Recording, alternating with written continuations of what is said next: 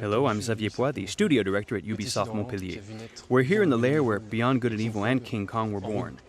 Now we're working on the new adventures of Rayman, with the latest sequel coming out at the end of the year on all consoles. So the team here in Montpellier has been around for a long time, with some of them having worked on Rayman 1, Rayman 2, Beyond Good and Evil, and King Kong. Obviously, the team has grown over the years with many talented people, but the core of the team has been working on video games since the beginning. That's how we were able to create the prototypes for the pre-production of Rayman very quickly, keeping in mind that work on Rayman started around the same time as King Kong, and we were able to pick up the pace as soon as King Kong was finished in order to be ready to bring out the game on the new generation of consoles for this Christmas.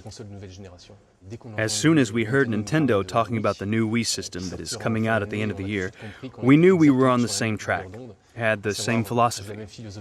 Wii is a console that plans on targeting all generations, from kids to adults, and which is based on a very simple concept: fun. Life in Montpellier changed the day the bunnies arrived. Coming back to Rayman, we know it's a universe based on creation and creativity. Rayman's world finds itself invaded by bunnies who are completely wild, completely crazy, and extremely aggressive. So they come up from the ground to invade, for some unknown reason, Rayman's world.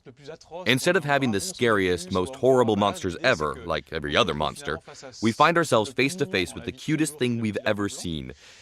It's the adorable little white bunny with the little hearts, but in reality, he has a much darker side, and if you ask me, this will be one of the most ferocious enemies that Rayman will ever have to overcome in his entire career.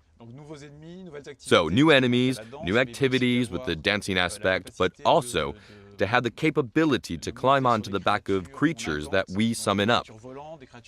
Creatures that fly, that swim underwater, that climb all over the place.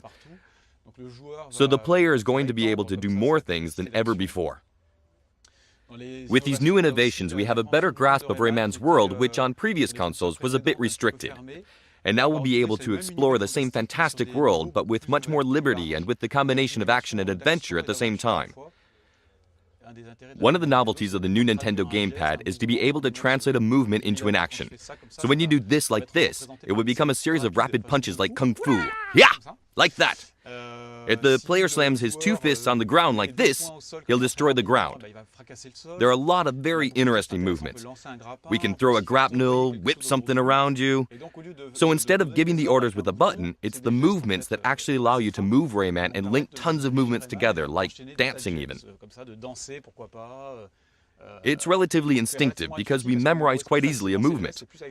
It's more natural than just pressing buttons. Rayman will have to surpass himself and also use different costumes. That's a new aspect for this latest episode because there are tons of costumes that the player can select from, which will allow him to sneak through certain zones, but which also have various functions. Each costume corresponds to a musical style, so the player can decide to start some hip-hop music or why not even classical music.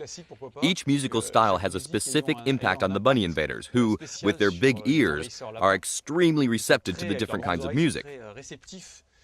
So the player will have a large choice.